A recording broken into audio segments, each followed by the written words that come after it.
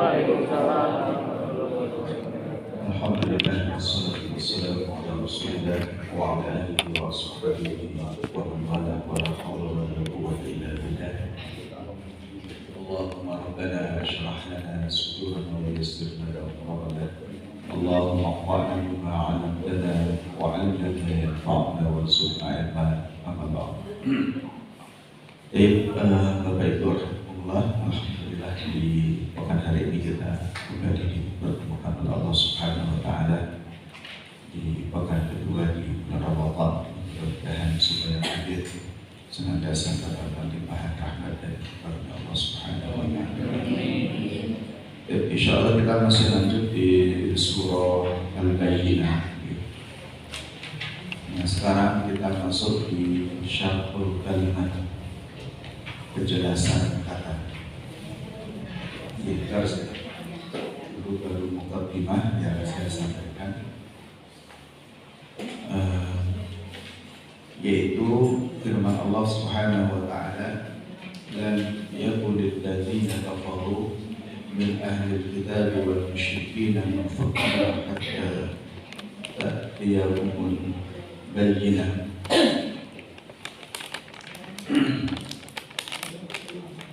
Lam yakun, tidak terjadi alladzina kafaru, terhadap orang-orang kafir, tidak terjadi terhadap orang-orang kafir min ahli kitab, dari kalangan para ahli kitab, wal musyrikin, dan juga orang-orang musyrik. Apa yang tidak terjadi? Munfakkina, mereka berpecah belah atau kemudian berpisah atau terlepas, hatta ta'tiyahum, hingga datang kepada mereka yaitu al-bayyinah.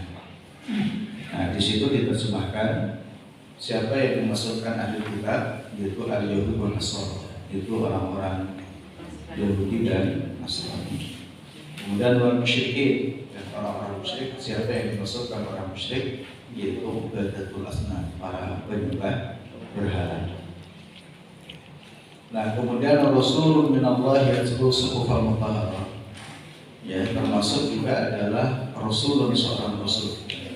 Jadi kalau dalam ilmu bahasa, kata Rasulun ini adalah fa'il dari kata lam yakun. Jadi Rasulun yaitu seorang Rasul minallahi, dari Allah. Yatlu, yang Rasul ini membacakan suhufan, beberapa suhuf, yang dimasukkan adalah Al-Quran dan mutahharah, yang disucikan. Nah, di situ Rasulun, kata munfakinah juga seperti itu, diartikan aiza'ina amalhum alaihi mutahina'an. Jadi dulu orang-orang Nasrani, orang-orang Yahudi, dan juga orang-orang musyrik, ya, mereka tidak berhenti meninggalkan, maksudnya adalah tidak melepaskan agama dan keyakinan mereka sebelum datang seorang Rasul. Jadi kata Rasulun, ya, itu yang dimasukkan adalah beliau Rasulullah Muhammad SAW. Sedangkan yang dimasukkan al-bayyinah, di situ dijelaskan yaitu al-hujjah al-wadhihah, yaitu argumentasi yang kuat atau dalil yang nyata tentang Rasulullah Muhammad SAW. Nah, yang dimasukkan suhufan mutahharah, yaitu adalah Al-Quran Al-Karim, ya, disucikan, maksudnya dibebaskan dari kekeliruan dan kesalahan. Artinya bahwa Quran di dalamnya tidak ada kekeliruan sama sekali, baik itu nampak apalagi yang tidak nampak. Nah, kemudian suhufan mutahharah ini disifati dengan fiha, di dalamnya adalah kutubun qayyimah, ya, yaitu kitab-kitab yang bernilai, berharga, atau yang diartikan lurus, tegak, ya.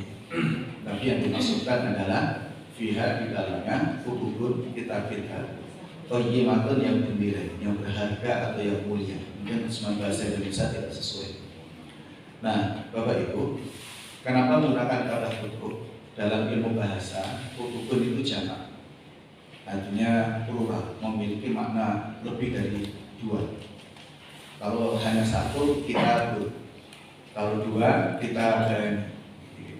Nah, di sini menggunakan kata kutubun Karena di dalam Al-Quran itu tidak hanya Quran, di situ ada rangkuman materi, ya, rangkuman materi dari Zabur, Taurat, dan Injil. Nah, sehingga di situ menggunakan kata kutub. Nah, kenapa menggunakan kata qayyimah? Kata qayyimah secara lugas, secara kebahasaan bisa juga diartikan lurus, bisa juga diartikan benar. Tetapi yang dimaksudkan adalah qayyimah itu adalah bernilai, ya, yaitu bernilai, sesuatu yang sangat berharga, qayyimatun, ya, yang berharga, gitu ya. Jadi, nah, kenapa menggunakan kata qayyimah, menggunakan kata nilai-nilai yang berharga untuk membandingkan kitab suci agama selain Islam. Kedua, juga untuk membandingkan kitab suci Injil, Zabur, Taurat yang sudah dirubah oleh para pendetanya, baik dari kalangan Yahudi ataupun juga Nasrani. Bahwa kitab Injil yang ada di tangan para pendeta Nasrani yang sudah berubah, termasuk juga kitab Taurat atau sekarang namanya Perjanjian Baru dan Perjanjian Lama. Ya, Perjanjian Lama isinya adalah Zabur dan Taurat, Perjanjian Baru isinya adalah Injil. Itu sudah mengalami perubahan oleh kalangan para pendeta mereka. Nah, sehingga Al-Quran sedikit pun tidak mengalami perubahan. Maka materi-materi ajaran yang ada di dalam kitab-kitab suci sebelumnya sudah terangkum di dalam Quran. Maka menggunakan kata qayyimah itu adalah istilahnya adalah mutiara yang mutiara, yaitu Al-Quran Al-Karim. Oke. Nah, kemudian berikutnya adalah wa ma tafarraqal ladzina utul kitab. Wa ma tafarraqa, dan tidak berpecah belah alladzina utul kitab, orang-orang yang telah diberi Alkitab, illa min ba'di ma ja'ahumul bayyinah, kecuali setelah ya ja'atuhum, datang kepada mereka al-bayyinah, bukti. Nah, apa yang dimaksudkan kata wa ma tafarraqa di situ? Nah, di situ dijelaskan yang dimaksudkan illa min ba'di ma ja'ahumul bayyinah adalah yaitu Rasulullah dan Al-Quran Al-Karim. Yang sebelumnya sudah saya sampaikan bahwa kehadiran Rasulullah Sallallahu Alaihi Wasallam dan juga termasuk Al-Quran dan memang bukti yang nyata tentang kebenaran agama akhir zaman, yaitu Islam. Yaitu Islam, agama yang benar. Sehingga ketika Allah mengatakan inna dina indallahil Islam, jadi agama yang benar di sisi Allah itu hanyalah Islam. Maka yang dimaksudkan adalah bahwa Muhammad dan kitab suci yang dibawa yaitu Al-Quran itu tidak salah, tapi itulah kebenaran sejati. Ya, itu adalah kebenaran sejati. Nah, kemudian wa ma umiru, tidaklah mereka diperintahkan illa kecuali liya'budullah, agar mereka itu beribadah kepada Allah. Bapak Ibu, seringkali saya sampaikan, ketika ada istisna atau pengecualian dalam bahasa kita, dalam bahasa Arab istisna, diawali dengan nafi, penolakan, wama, dan tidaklah, gitu. Terus kemudian di situ ada illa, itu memiliki makna tasbih, pasti, ya, tidak boleh ragu. Nah, kemudian di situ ada kata liyak, gitu. Linya itu memiliki makna taklil, istilahnya alasan. Ini analisis kebahasaan. Sehingga apa? Tujuan utama dakwah para nabi dan para rasul itu adalah tauhid. Agama yang dibawa oleh para nabi dan para rasul itu juga apa? Tauhid. Apa ini tauhid itu? Yaitu yang ya'budullah. Di situ yang paling pas maknanya adalah mengabdi kepada Allah. Gitu, mengabdi kepada Allah, menghamba kepada Allah. Nah, yang dulu pernah saya sampaikan, Bapak Ibu, perbedaan antara ibadah dengan ta'abbud. Ibadah itu perilaku, seperti dengan puasa, sholat itu ibadah. Tetapi kalau mengabdi itu betul penghambaan hati yang murni kepada Allah Subhanahu wa Ta'ala. Nah, maka di situ dikuatkan dengan kalimat mukhlishina lahu. Nah, apa maksudnya mukhlisin itu? Ngapunten sangat. Seringkali orang mengatakan begini, memurnikan tauhid. Nah betul, itu kalimat yang salah, diksi yang salah. Jadi karena tauhid itu tidak perlu dimurnikan, karena tauhid itu sendiri sudah murni. Nah, apa yang dimaksudkan kata mukhlisin dalam itu? Membersihkan keyakinan kita dari kesyirikan. Jadi membersihkan keyakinan, membersihkan keimanan, membersihkan kepercayaan. Tidak boleh di dalam keyakinan kita, tidak boleh di dalam kepercayaan kita itu ada penghambaan kepada selain Allah. Itu yang dimaksudkan. Jadi yang dimurnikan, yang dibersihkan itu hati kita, bukan tauhidnya. Bukan tauhidnya. Itu sama dengan salah ungkapan kalimat kamu sedang belajar apa? Tahsin Quran. Itu salah. Quran tidak perlu ditahsin. Yang ditahsin apa? Bacaannya. Maka yang paling benar adalah kamu sedang belajar apa? Memperbaiki bacaan Quranku. Itu yang benar. Kalau tahsin Quran berarti yang diperbaiki apa? Qurannya. Quran tidak perlu diperbaiki. Nah itu seringkali kita salah mengumpulkan pengucapan, diksi-diksi dan penyebutan itu salah. Dulu ada seorang ustaz hafidz Quran, kalau saya sebut nama jangan juga tahu, menulis satu buku tahsin Quran. Nah, kebetulan saya juga dapat hadiah dari seseorang, dikasih buku itu. Nah, terus suatu hari saya ketemu Ustaz, antum kan paham bahasa Arab, kenapa judulnya tahsin Quran? Ya, saya juga banyak ditegur oleh teman-teman yang lain. Nah, perbaiki besok. Buku ini diperbaiki, saya kasih beberapa catatan, terus judulnya diperbaiki. Jadi yang benar adalah memperbaiki bacaan Al-Quran. Jadi yang diperbaiki itu bacaannya, bukan Qurannya. Jadi sama dengan Islam tauhid. Jadi kadang-kadang kita ayo belajar memurnikan tauhid, keliru. Tauhid tidak perlu dimurnikan, karena tauhid itu maknanya sudah murni, gitu kan? Nah berarti yang perlu dimurnikan keyakinan kita, keimanan kita, akidah kita ini yang perlu dibersihkan. Dibersihkan dari apa? Kesyirikan. Tidak boleh di dalam hati, ya, dalam niat ibadah ada penghambaan kepada selain Allah. Nah, itu yang dimaksudkan mukhlisin itu. Nah, kemudian di situ ada kata lahu, Bapak Ibu. Lahu ini kalau dalam ilmu bahasa, ya, hak-haknya itu, hunya itu kembali kemana? Ya, yaitu kembali ke lafal Allah.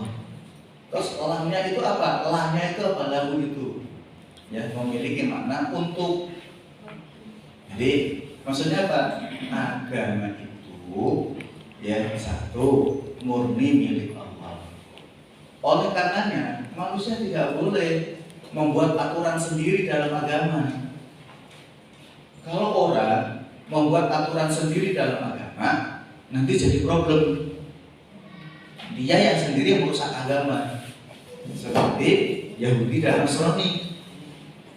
Yahudi Nasrani itu membuat aturan sendiri dalam agamanya. Islam tidak boleh.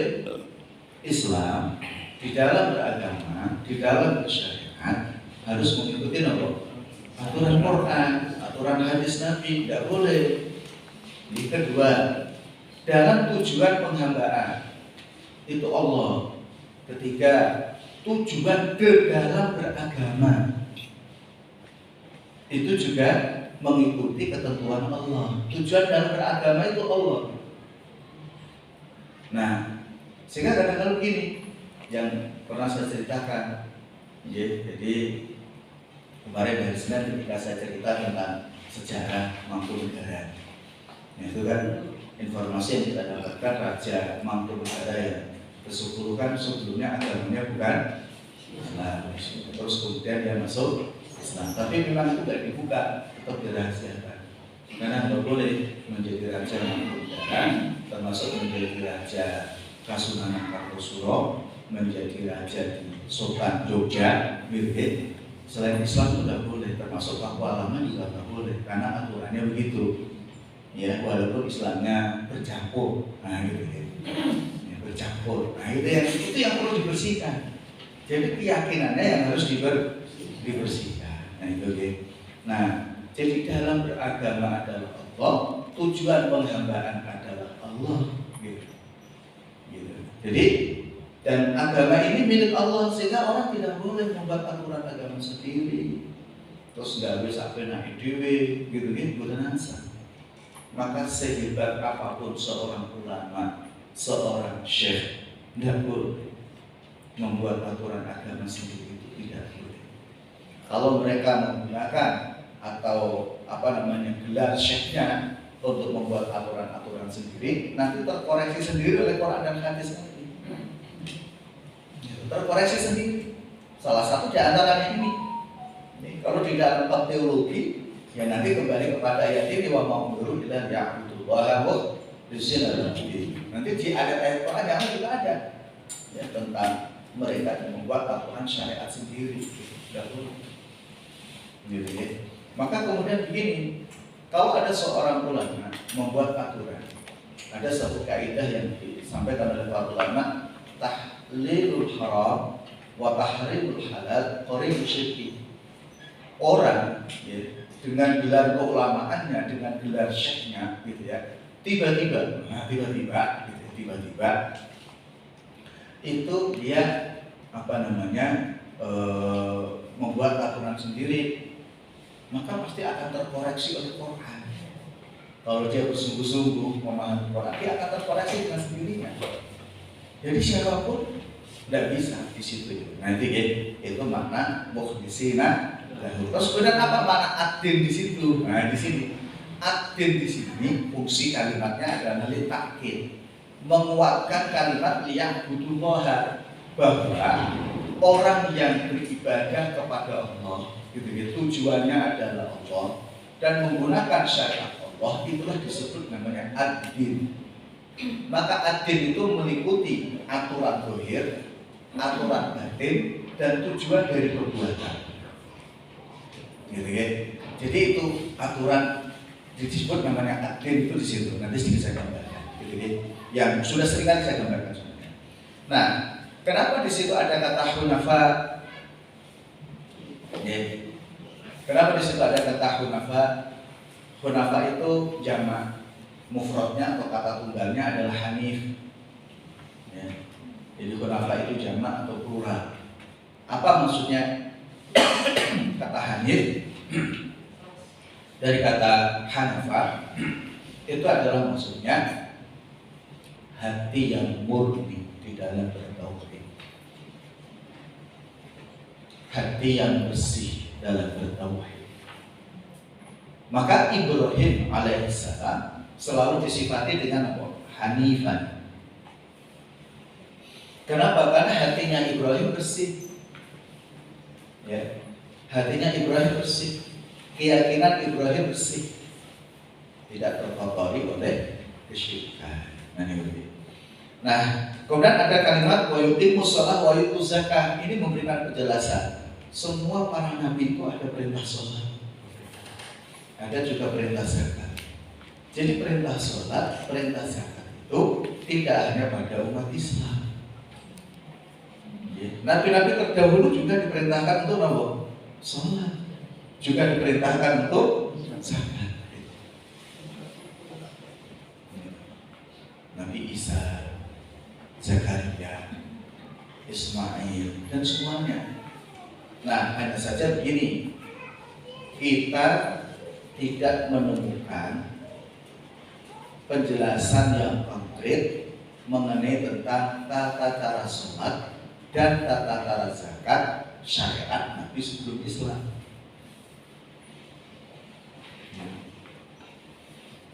Jika sholat dimaknai itu adalah berdoa, ya, dan melakukan aktivitas ibadah, maka semua Nabi sudah melakukannya. Walaupun juga ada yang begini, menerjemahkan kalau sholat di dalam Islam itu merangkum tata cara sholat Nabi-Nabi sebelumnya. Allahu a'lam. Tentang itu Allahu a'lam. Kami dulu ada buku memang yang membahas tentang itu, tetapi dia dari sisi akurasi dalil, gitu ya. Jadi perdebatan. Ya, bisa jadi malah itu maudhu palsu. Misalnya sholatnya Nabi Musa itu sujud, sholatnya Nabi Ibrahim itu rukuk misalnya, sholatnya Nabi Nuh itu berdiri misalnya gitu ya. Dan seterusnya. Nanti sholatnya Nabi punya itu hanya duduk bersimpuh dan kemudian bisa jadi iya, bisa jadi tidak. Allah alam. Karena memang tidak ada keterangan yang itu, tapi yang jelas bahwa sholat dengan pengertian sholat makna umum, bukan dalam pengertian Islam. Begitu juga zakat dengan pengertian umum, bukan dalam pengertian Islam. Bisa jadi. Nah, itulah wadzalika dinul qayyim. Itulah agama yang lurus, agama yang kuat, agama kokoh, agama yang bernilai. Nah, menjadi satu pertanyaan, kenapa di dalam ayat ini tidak menjelaskan tentang puasa dan haji? Ketika ayat ini turun, puasa Ramadan belum diwajibkan.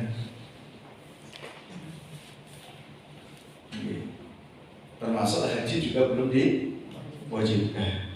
Kenapa di situ menyebut zakat? Ini pengertian umum, para ahli tafsir menjelaskan. Karena kewajiban zakat itu akhir. Lebih dulu kewajiban berpuasa. Zakat dalam konteks infak membersihkan harta. Itu di antara jawaban para ulama tafsir.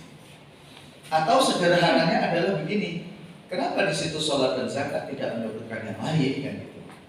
Karena membangun hubungan yang paling baik antara manusia dengan manusia dan manusia dengan Tuhannya. Manusia dengan Tuhannya adalah sholat. Manusia sesama manusia adalah zakat.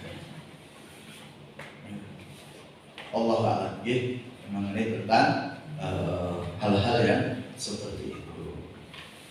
Nah, di situ disebutkan di makna kata, penjelasan kata wa ma'umiru, gitu ya. Dan tadi saya sampaikan bahwa para nabi, para rasul tidak diperintahkan kecuali untuk ibadah kepada Allah. Jadi kenapa diartikan apa? Al-ma ini adalah adian kuliah ila dinil Islam. Jadi semua agama itu tunduk dan patuh hanya kepada Allah.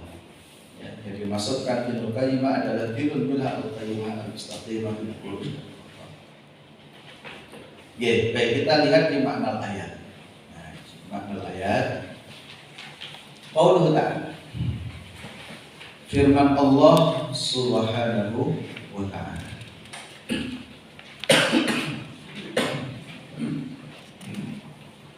Lam yakunil ladzina kafaru min ahlil kitab wal musyrikin. Ya, tidaklah atau tidak terjadi yang tidak bisa terjemahkan kita. Ya, untuk atau para mereka yang kafir dari kalangan ahlul kitab dan orang musyrik yang dimasukkan di situ wahum Yahudi wa Nasara. Ya, orang-orang musyrik yaitu para penyembah berhala. Dahulu mereka lam yakunu munfasilina amma hum alaihi minad diyanah. Jadi dahulu mereka itu tidak melepaskan diri dari agama mereka. Sampai kemudian apa? Datangnya Rasulullah sallallahu alaihi wasallam. Yaitu Nabi Muhammad dan Al-Qur'an Al-Karim. Ya. Yaitu Nabi Muhammad sallallahu alaihi wasallam. Itu beliau Rasulullah dan kemudian kitabnya yang dimasukkan adalah Al-Qur'an. Namun setelah datangnya Muhammad dan Quran, mereka terpecah belah. Nah, ada di antara mereka yang beriman kepada Nabi Muhammad. Ya, ada di antara mereka yang ragu. Ada di antara mereka masih menunggu-nunggu bukti lain. Ada di antara mereka langsung menolak. Bapak Ibu, kenapa muncul situasi seperti itu? Pertama, ini dilihat dari sisi aspek kemanusiaannya, bahwa bangsa Yahudi itu merasa etnis paling terbaik di kaum ini.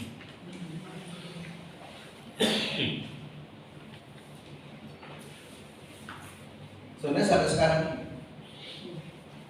jadi Yahudi Israel itu merasa bahwa mereka itu paling tertinggi. Mereka tahu kok Muhammad itu Nabi. Saya pendetanya itu ngerti. Mereka juga ngerti. Quran itu kitab suci, sebagaimana kitab suci mereka. Ngerti. Tapi babnya itu bukan ketidaktahuan, gengsi. Kenapa? Karena Musa itu adalah keturunan Ishak. Sementara Ishak adalah dari ibu namanya siapa? Sarah. Sarah itu anaknya Raja Namrud. Jadi punya darah biru. Nah, sedangkan Ismail ya, itu putra dari Hajar yang melahirkan turunannya dari Muhammad SAW. Hajar itu dianggap budak atau pembantu. Jadi mereka memandang umat Islam itu agamanya budak, agamanya para budak. Maka mereka berusaha untuk memperbudak umat Islam. Orang Yahudi nggak ada tujuan untuk memurtadkan umat Islam, itu nggak ada. Beda dengan Nasrani. Yahudi itu nggak ada tujuan. Umat Islam itu biar murtad itu nggak ada tujuan sama sekali. Yang mereka inginkan adalah umat Islam itu binasa, hancur, nggak ada di muka bumi itu. Kalau Nasrani masih ada, biarkan mereka ada di muka bumi ini, tapi menjadi agama Nasrani gitu. Kalau nggak mau ya dibunuh gitu. Ya bodoh aja akhirnya.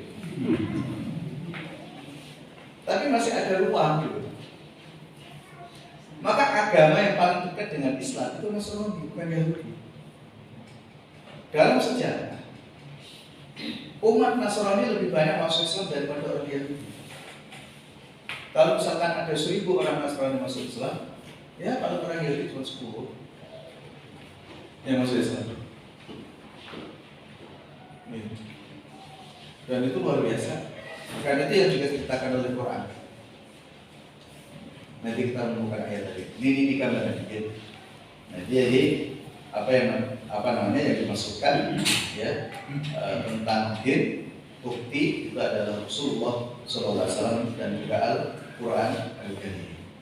Nah, ada beberapa hal tadi yang saya sampaikan tentang pengertian ad-din supaya kita lebih mengerti lagi yang seringkali sudah saya sampaikan. Jadi ad-din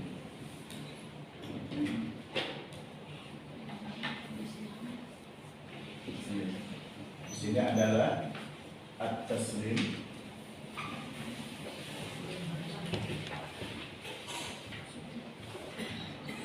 Kemudian yang kedua adalah al-yaqin.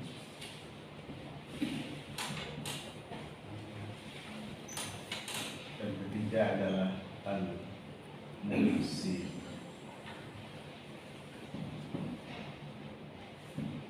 Nah, at-taslim ini ada dua, yaitu adalah asy-syari'at aturan, dan yang kedua adalah al-hukm.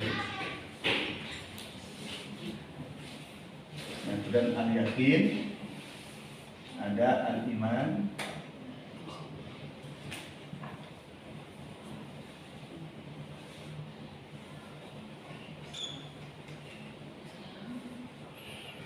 dan para ulama ada juga yang menyebutkan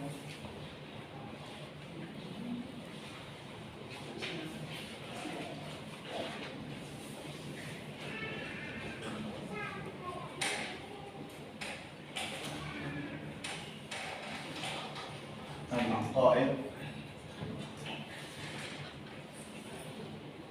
kemudian yang ketiga adalah al-ghayah.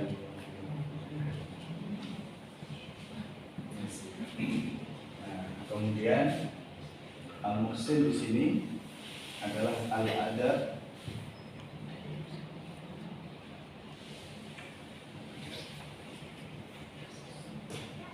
kemudian adalah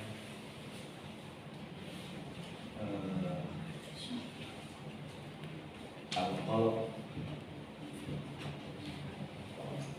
kemudian berikutnya adalah As-Suluk.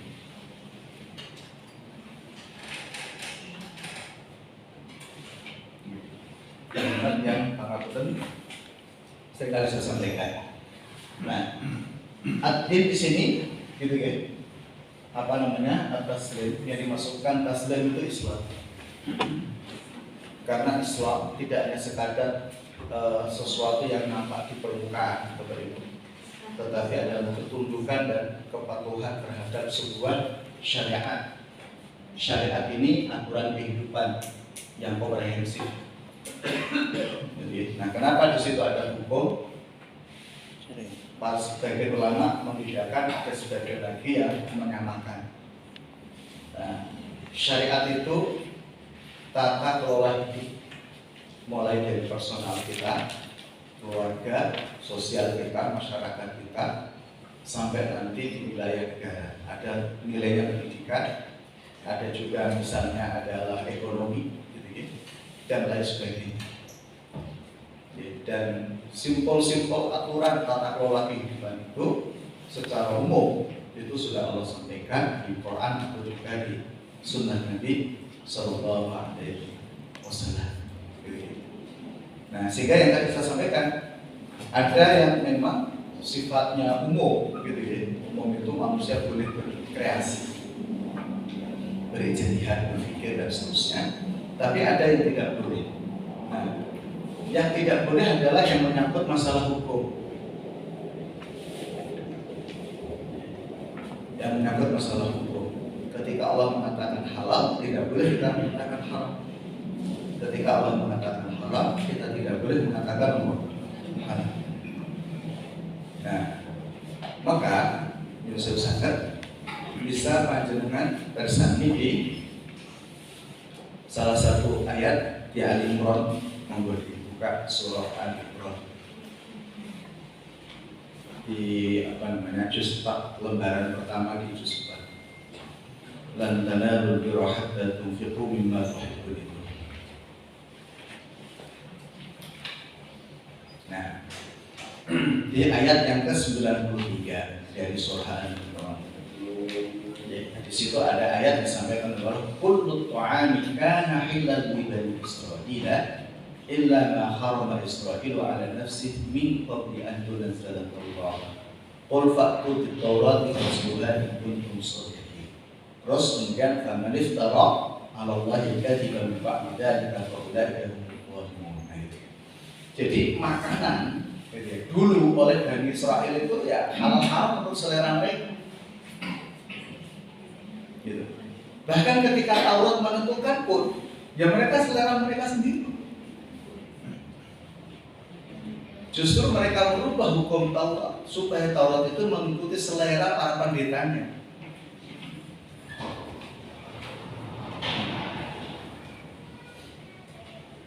Saya sempat melihat podcastnya Koh Doditan itu ya, dengan psikolog luar biasa ya. Saya berikan kecerdasannya bagus, runtut dalam pikirnya. Salah satu pertanyaan besar dia kan sebenarnya agama Kristen atau Katolik itu mengikuti Bible atau mengikuti Paulus? Realitasnya mengikuti apa? Paulus. Jadi hukum halal-halal itu yang menentukan siapa? Paulus. Termasuk di dalamnya apa? Hukum cerai. Kan kalau di Katolik tidak boleh cerai. Itu kan ketentuan Paulus, bukan ketentuan Bible. Ya. Maka boleh juga ada keluarga ini beragama Katolik, mereka pengen cerai, itu masuk Islam dulu. Karena dalam Islam kan boleh cerai. Jadi mereka masuk Islam, dua-duanya. Setelah sekian waktu mereka cerai. Nah, cuman ketika di pengadilan agama juga bingung gitu. Dawuh dulu nikahnya Nasrani, cerainya ke Islam, ke Islam. Akhirnya justru dapat nasihat banyak, udahlah nggak usah cerai, udah macam-macam gitu kan. Akhirnya jadi cerai juga. Gitu. Tapi cara pandangnya sudah berbeda. Gitu.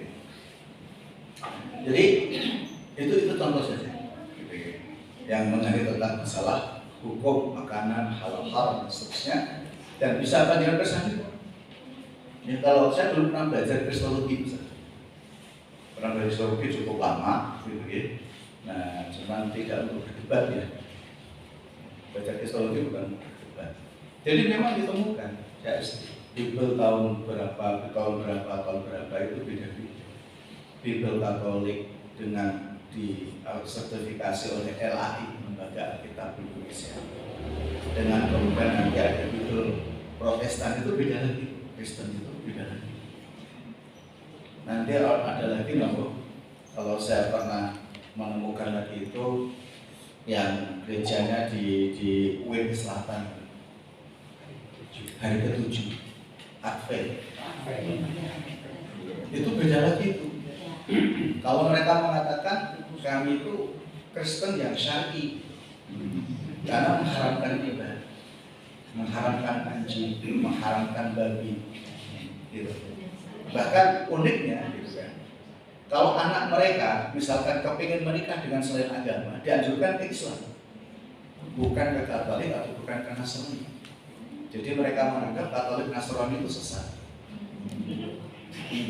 Jadi mereka ibadahnya itu bukan hari Minggu, bukan. Jadi hari Kamis mereka itu puasa, hari Jumat mereka puasa, dan sekaligus ibadah mereka. Dan tidak mau hari Sabtu karena itu menyamai Yahudi. Jadi mereka boleh makan di hari Jumat itu masakan di hari Kamis. Artinya hari Jumat itu nggak boleh masak. Mereka hanya fokus untuk ibadah. Nah, kalaupun ibadah di hari Sabtu itu sifatnya seremoni saja, tapi intinya itu di hari Jumat. Sebagaimana umat Islam itu juga di hari Jumat. Saya dulu dapat cerita itu umat berbeda. Walaupun sebenarnya yang Islam juga tidak lebih dari umatnya juga. Nah, kalau nah, kemudian panjangan kesannya lagi di surah Al-Maidah, di surah Al-Maidah mengenai tentang syariat, gitu ya, di ayat yang ke-48. Di Maidah ayat 48. Di situ juga menjelaskan mengenai tentang ketegasan dari Allah. Ada satu kalimat likullin ja'alna minkum syari'atan wa minhaja, di penggalan paling tengah ya. Jadi awalnya adalah wa anzalna ilaikal kitaba bil haqqi musaddiqan lima bayna yadayhi minal kitabi wa muhaiminan 'alaihi fahkum bainahum bima anzalallah wa la tattabi' ahwa'ahum amma ja'aka minal haqq. Terus likullin ja'alna minkum syari'atan wa minhaja. Jadi masing-masing para nabi, para rasul itu memiliki syariat dan manhaj yang berbeda.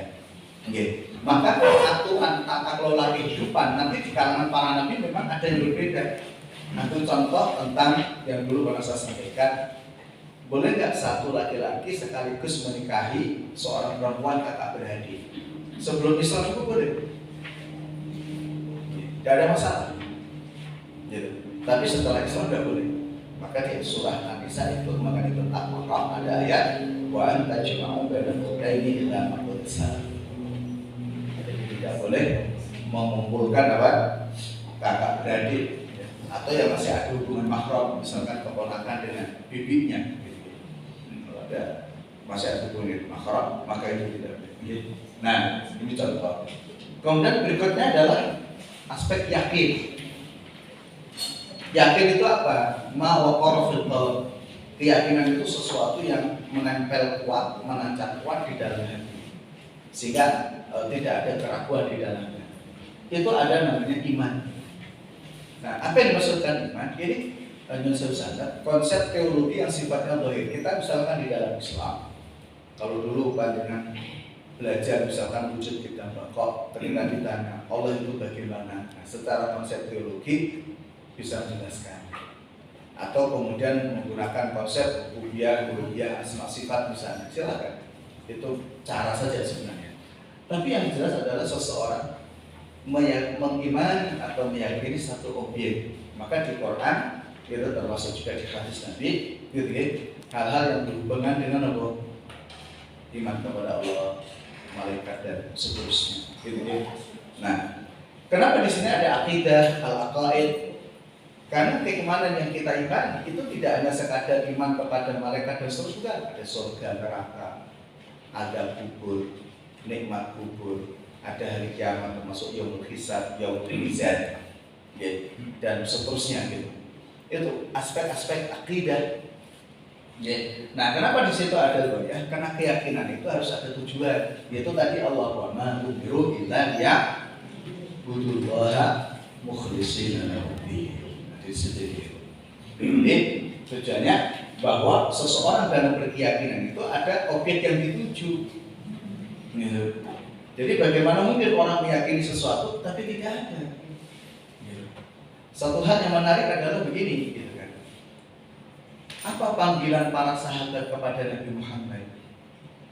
Nama panggilan. Kalau sahabat panggil Nabi, ya Rasulullah atau ya Nabi Allah. Kenapa ada panggilan itu? Itu untuk menjelaskan tentang posisi. Setinggi apapun kedudukan Muhammad sebagai seorang Rasul, itu tetap putusan Allah dan hamba Allah. Maka di syahadat itu kan asyhadu an la ilaha illallah wa asyhadu anna Muhammadan abduhu wa rasuluhu. Jadi jelaskan bahwa Muhammad itu hambanya Allah. Tidak seperti sebagaimana Yahudi Nasrani yang menganggap Isa anak Allah atau Uzair itu anak Allah atau Isa itu Tuhan Allah. Tidak, bukan begitu. Nah, kemudian di situ ada muhsin, yaitu ada nilai moralitas yang maka kemudian perilaku manusia itu harus dibalut oleh moralitas itu. Itu kenapa Rasulullah SAW mengatakan innama bu'istul utam mimma makaribal akhlak. Nah, moral ini tidak hanya sekadar sebuah perilaku ini boleh atau tidak boleh, gitu. Tapi betul-betul nilai untuk menjunjung tinggi harkat martabat manusia itu sendiri. Ini. Dalam misalkan begini, ini nanti ada hubungannya dengan syariat. Jadi ini ada hubungan dengan syariat. Maka kenapa disebut adil itu keseluruhan, kesatuan? Jadi misalnya orang mencari rezeki. Mencari rezeki itu ideologinya adalah harus menjauhkan diri dari yang haram dan mendekat kepada yang halal. Itu ideologinya. Etikanya apa? Tidak boleh merusak dengan hanya karena dunia itu merusak hubungan orang lain. Itu kenapa ada Quran melarang riba. Itu kenapa Quran melarang misalnya la ta'kulu bainakum amwalakum bil batil, jangan kau makan hartamu di antara kalian dengan cara yang batil. Itu kenapa Rasulullah melarang namanya gharar. Itu Rasulullah melarang namanya menipu. Ya, karena itu moral. Itu moral. Dan termasuk juga di dalamnya hubungan, kenapa dihubungkan dengan syariat? Nanti juga ada hubungannya dengan keyakinan bahwa rezeki itu ketentuan Allah. Misalnya, gitu ya. Dan seterusnya nanti gitu. Nah, kenapa di sini bicara tentang qadar gitu? Karena inti keyakinan itu ada di dalam hati. Maka itu kenapa Rasulullah jelaskan, nah atine apik jadi apik, nah atine elek jadi elek. Jadi karena di kolom itu gitu. Nah, kenapa kok dimasukkan di dalam putusan? Karena nilai yang sesungguhnya itu terletak di dalam hati. Fisik ini kan mengikuti. Gitu. Fisik itu mengikuti. Gitu. Karena Allah Subhanahu wa taala memang menitipkan semua kebaikan nilai Quran itu ada di dalam hati. Ada di dalam hati. Nah, kemudian kenapa ada suluk? Suluk itu ya kalau kita menyebutkan adalah attitude etika yang sifatnya umum. Gitu. Tidak boleh seseorang merusak. Demi sesuatu terus merusak. Misalnya begini, nonton di jalan, ya, maka dulu menjadi perdebatan ketika ambulan lewat, gitu ya, itu harus didahulukan atau tidak. Itu kan menjadi perdebatan, gitu ya. Karena babnya di etika lagi. Gitu. Nah, akhirnya kita muncul undang-undang untuk mengatur itu semuanya. Nah, sehingga kemudian syariat, ketika kita bicara tentang undang-undang tata kelola kehidupan, itu harus didasarkan kepada keyakinan dan ihsan, gitu. Begitu juga Bapak Ibu, orang berbuat adab moral itu juga harus memahami aspek apa? Syariat. Nah, itu kenapa misalnya begini, kan kadang-kala orang atas nama tradisi dan budaya, tetapi melanggar norma. Ya, norma akhir syariat tidak boleh. Gitu. Tidak boleh. Gitu. Jadi misalnya begini, boleh nggak orang bersyukur? Nah, tapi kalau bersyukur itu atas nama misalnya ngapunten sangat gitu ya, seperti bumi. Terus di dalam aktivitas seperti bumi itu ada kesyirikan. Nah, itu kan tidak boleh. Yang dilarang bukan merti buminya, tetapi apa? Kesyirikannya. Gitu. Kalau di dalam acara merti bumi misalnya itu ada kesyirikan, itu tidak boleh. Kalau merti bumi silahkan, yang penting di situ tidak ada apa? Kesyirikannya. Gitu. Maka semuanya itu saling terkait. Maka itulah disebut namanya ad-din. Gitu ya. Itu disebut namanya ad-din. Gitu. Nah, sehingga terlihat ad-din itu Bapak Ibu, orang punya agama itu harus ada tandanya. Gitu. Orang yang memiliki keyakinan itu harus ada tandanya. Orang meyakini syariat itu harus ada tandanya. Kenapa tandanya sholat? Maka sholat itu menjadi tanda. Di dalam hadis Rasulullah SAW menjelaskan mengenai tentang hal ini, gitu, yaitu bahwa al-ahdu bainana wa bainal kufri tarkus shalah. Yang bisa membedakan antara kita dan orang kafir itu apa? Sholat. Makanya wong Islam orang sholat, orang poso, orang gelem zakat, duit orang gelem haji. Terus apa bedanya orang kafir? Gitu. Jadi Islam itu harus punya tanda,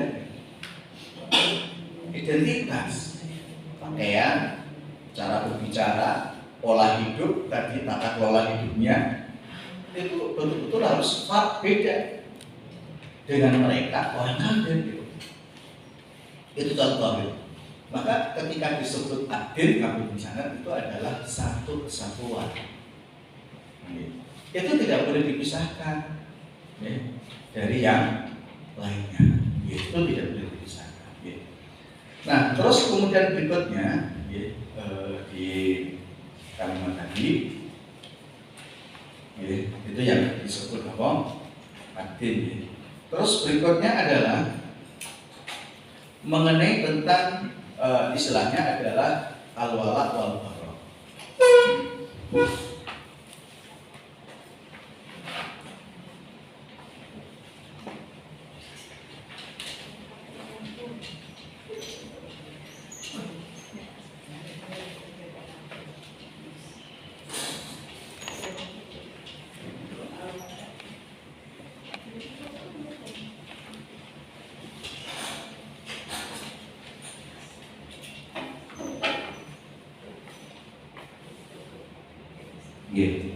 Nah, masih di tema tentang adil.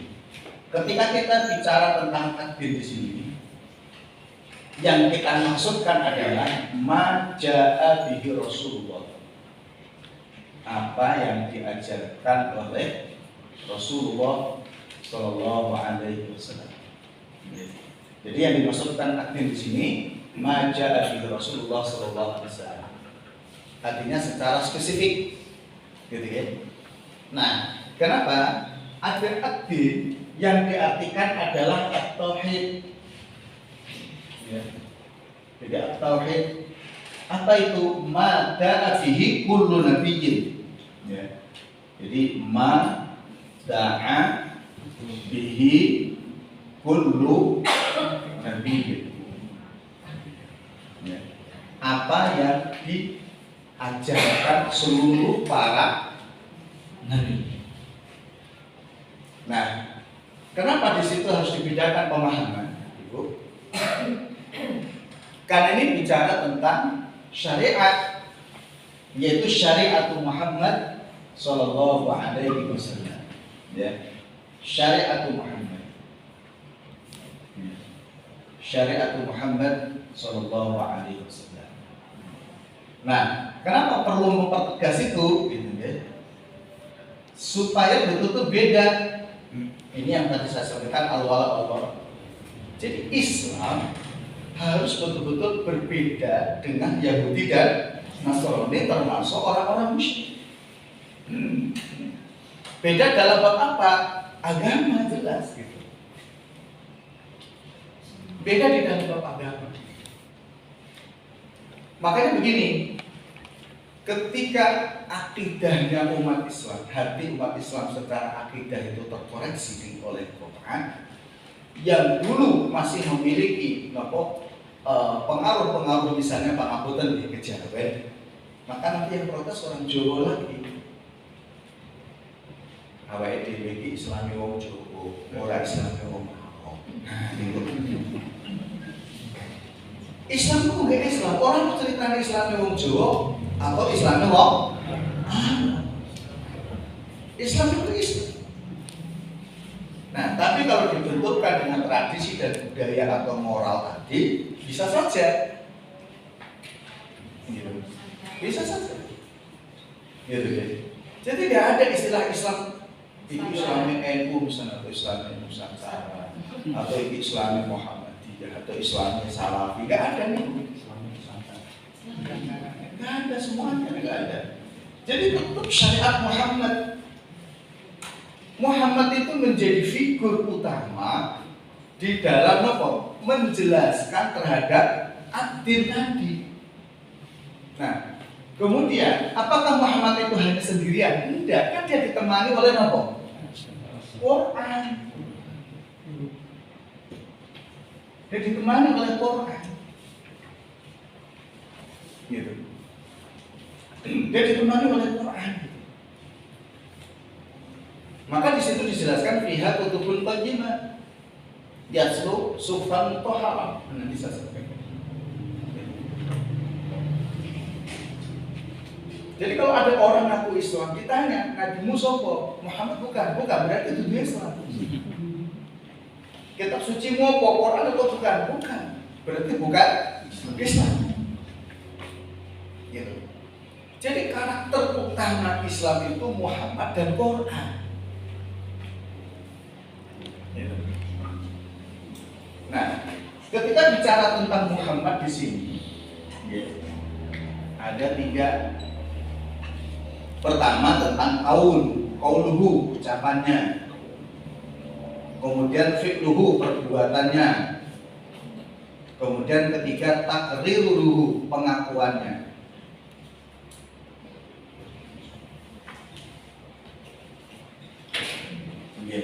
Nah, kalau ditambah lagi sifatuhu, karakternya, sifatnya. Ini yang disebut namanya hadis Nabi, atau yang seringkali disebut sunnah Nabi. Jadi prinsipnya begini, kita dalam beragama tetap harus mengikuti syariat Muhammad, dan syariat Muhammad itu dibimbing oleh wahyu, dan wahyu yang utama adalah Al-Quran.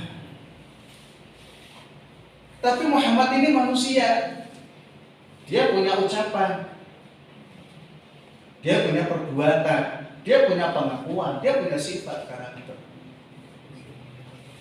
Maka ucapan-ucapan Rasulullah SAW. Nah, terus bagaimana? Ya, ini analisis para ulama ini. Jadi Muhammad SAW ini kalau dibedah lagi, ada Muhammad sebagai nabi, nabiyun. Kemudian kedua, Muhammad sebagai insan, manusia. Kemudian ketiga, Muhammad Arabiyun, sebagai orang Arab. Bapak Ibu, para ulama nanti ketika meneliti lagi, termasuk Imam Asy-Syaukani, gitu ya, nanti membedakan jika apa yang dikatakan Muhammad, yang dilakukan oleh Muhammad, yang ditetapkan oleh Muhammad itu adalah sebagai nabi, maka hukum itu tidak boleh diutak-atik. Itulah yang masuk hukum wajib dalam beragama. Terus bagaimana kalau Muhammad sebagai insan, sebagai manusia?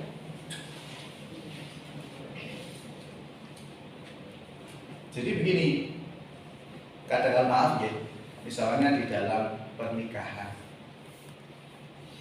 ya nak kepengen mengikuti sunnah Nabi ya nikahi janda, kan gitu. Karena Muhammad menikahi janda.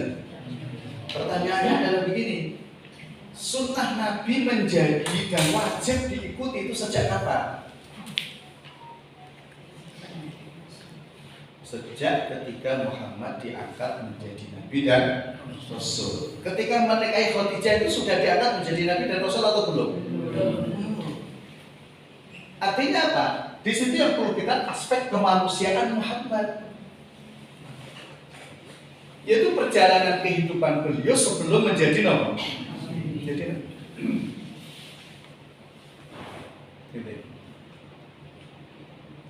Dan itu tidak bisa dipisahkan dari nilai-nilai kemanusiaan itu sendiri, aspek-aspek kemanusiaan itu sendiri. Bahkan ketika beliau Rasulullah, ya Muhammad SAW diangkat menjadi Nabi dan menjadi Rasul, itu juga ada aspek sisi kemanusiaan yang tidak boleh kita abaikan. Tidak boleh kita abaikan. Salah satu di antara apa? Aspek rupa. Pernah nggak Nabi lupa? Ada dalilnya. Di mana Nabi pernah lupa itu tentang sholat. Maka terkenal dengan sholat. Ada kisah tentang sujud.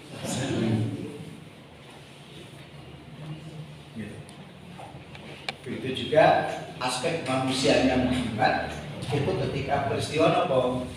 Muncul fitnah Sayyidah Aisyah dituduh selingkuh dengan sahabatnya sendiri namanya Sofyan bin Mu'attal. Itu muncul sifat kemanusiaan Muhammad itu. Yo nesu, yo marah, yo cemburu. Gitu. Itu luar biasa. Nah, begitu juga Muhammad sebagai Arabi, orang Arab. Contohnya apa? Berpakaian. Gitu. Dalam berpakaian. Nah, di dalam berpakaian itu nilai utamanya adalah menutup aurat. Nah, nanti di situ dibahas lagi oleh para ulama aspek fikihnya. Nah, ini yang ada dalam termasuk Muhammad sebagai orang Arab itu ya misalkan muncul satu pertanyaan besar begini. Kenapa Muhammad itu apa namanya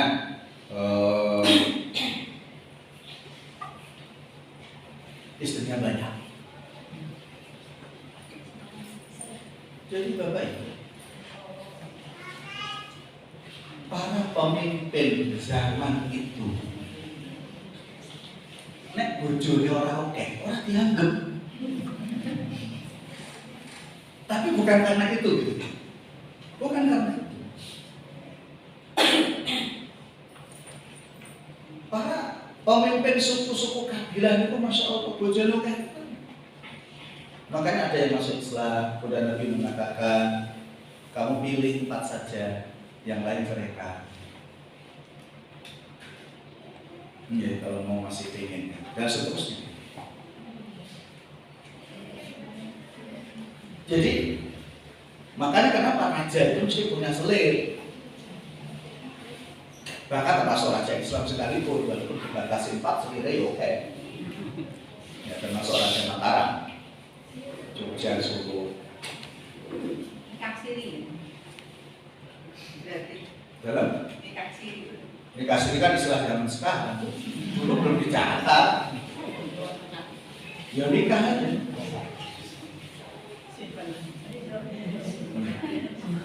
Apalagi di agama selain Islam, Raja Hindu, Raja Buddha itu kalau dengan bersani, coba raja-raja Majapahit itu.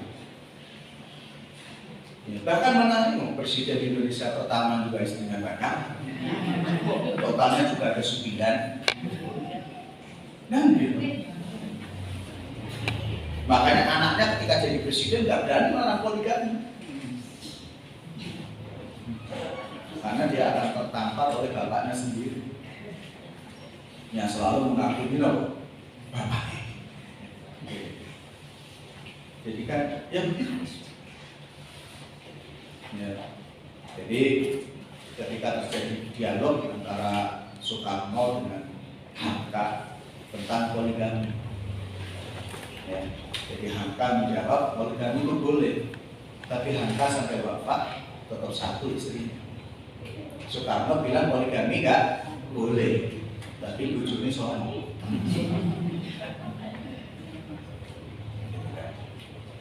Jadi dan yang paling parah itu kan ada seorang perempuan yang dinikahi oleh temannya terus diminta sekian waktu dikembalikan lagi. Ada sejarah-sejarah. Jadi Bapak Ibu rahmatullah, itu kisah awal. Bener orang loh ya, ketemu Soekarno, orang dulure ya anaknya. Ya termasuk yang jadi Raja Mangkunegaran kan juga cucunya Soekarno.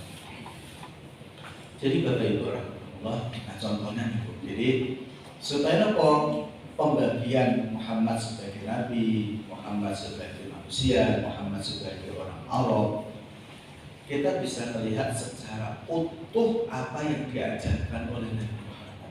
Apa maksudnya Bapak Ibu?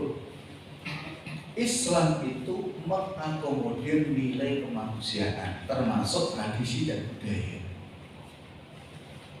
Itu insan. Gitu. Saya sepakat. Islam itu bukan Arab. Makanya kalau Islam selalu diidentikan dengan Arab itu Islam itu Islam, nggak ada hubungannya dengan orang Arab. Karena semua Arab yang berjalan itu diobek. Gitu. Jadi orang Arab yang berjalan itu diobek. Jadi itu hal-hal yang menjadi renungan bagi kita. Nah, terus kemudian apa hubungannya dengan abdin yang dibawa oleh para musyrikin dan ahli kita? Tentu berbeda. Dari situ sudah kita melihat berbeda. Kenapa begitu? Karena mereka mengklaim agama yang benar juga. Yahudi juga mengklaim agamanya apa? Benar. Nasrani juga mengklaim agamanya apa? Benar. Tapi ketika Allah Subhanahu wa taala mengatakan inna dina indallahi Islam, bahwa agama yang benar di sisi Allah itu hanyalah Islam. Gimana kita bisa melihat itu benarnya? Satu, ya, ad-din itu tauhid, ajaran seluruh para nabi. Yahudi Nasrani tauhid tidak. Nah, terus posisi Muhammad itu bagaimana dengan ajaran terdahulu? Ada nggak ajaran Muhammad yang menyimpang dari ketauhidan masa nabi-nabi sebelumnya? Jika tidak ada, berarti memang Nabi Muhammad itu sama dengan nabi-nabi sebelumnya, yaitu tauhid, la ilaha illallah, mengajarkan atine keyakinan itu bersih dari syirik. Tidak ada penghambaan kepada manusia atau menjadikan manusia sebagai Tuhan, itu tidak ada. Ya, tidak ada sama sekali. Nah, terus kemudian Al-Quran.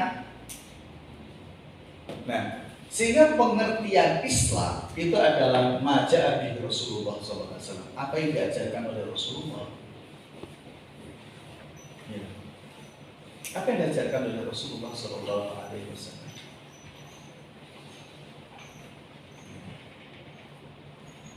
Jadi, ya sekarang ini ada seorang anak muda ya, yang mengaku juga ahli Injil. Dia selalu menolak Katolik, misalnya karena dia Katolik, selalu dihubungkan dengan Islam, itu dia menolak. Misalnya kita, ya, misalnya kita selalu menolak, tapi itu bagus gitu.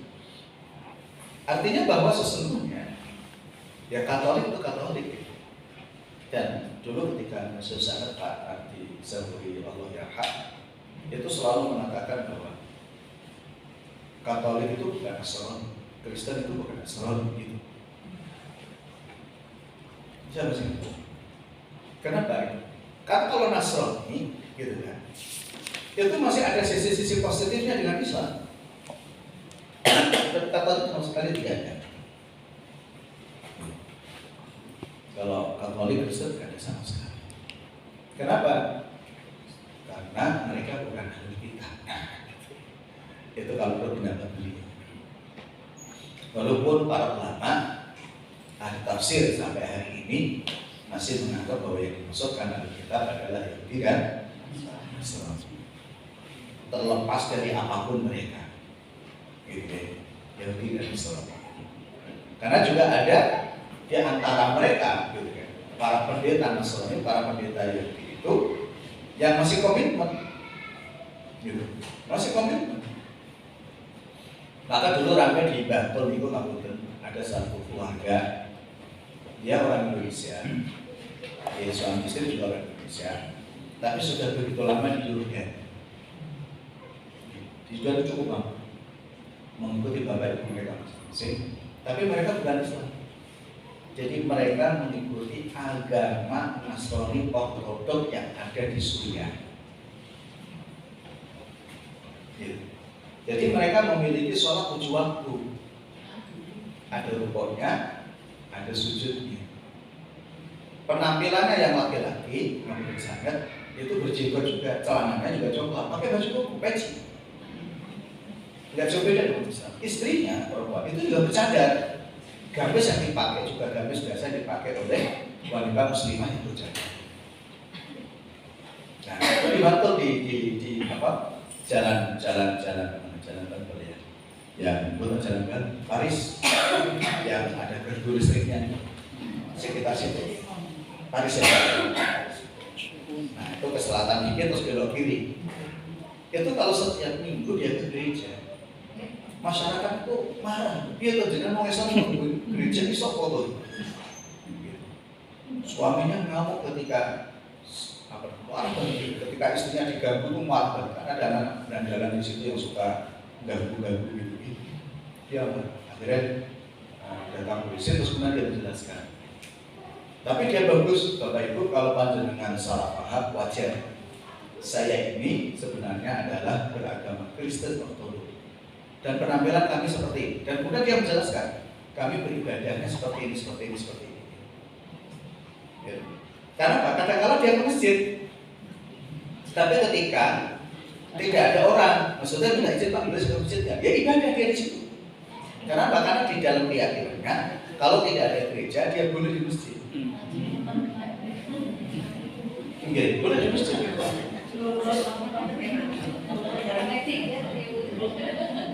Kenapa? Dia meyakini bahwa Tuhan itu satu, dan dia meyakini Yesus itu bukan Tuhan tapi Nabi. Kenapa kok dia tidak mengikuti Islam? Itulah komitmen dia. Jadi ada di Ortodok kita ada. Maka itu yang banyak kerjasama dengan Islam dan tidak ada masalah. Dia meyakini bahwa la ilaha illallah. Termasuk orang-orang Kristen di Koptik. Saya pernah membaca satu website. Dia menyatakan kami ini murni beragama Islam. Kami la ilaha illallah. Jadi mereka pakaiannya sama dengan Islam. Jadi orang-orang Kristen Koptik Mesir kan salah satu istri Nabi Maryam al-Qibtiyah. Maryam al-Qibtiyah. Itu banyak di antara mereka yang hafal Quran. Apalagi pendeta banyak yang hafal Quran 30 juz dan mereka menguasai betul maksud dan tujuannya. Dan mereka juga mengetahui tentang betul pemahaman dalam Quran. Mereka juga meyakini Muhammad sebagai Nabi dan Rasul. Yakin. Tapi mereka mengatakan kenapa kami tidak masuk Islam? Kami komitmen dengan agamanya Nabi Isa. Itu saja. Dan biarkan kami seperti ini. Apakah mereka mengucapkan selamat Natal? Iya. Tetapi Natal itu bukan sebagai akidah, tidak seperti Katolik dan Protestan, betul. Apa itu? Yaitu tradisi saja. Itu tradisi saja. Dan mereka kalau Natal ya biasa saja, tidak pokoknya hura-hura apa itu buat ini. Jadi anggap sudah peristiwa biasa saja. Nah itu kamu sangat gitu. Jadi ini yang kemudian di satu hal yang sangat penting di dalam tema ini supaya kita bisa melihat betul begitu besar jurang pemisah gitu, antara Islam dengan selain Islam. Mudah-mudahan menjadi manfaat Allah. Insyaallah masih di tema ini. Insyaallah mudah-mudahan nanti akan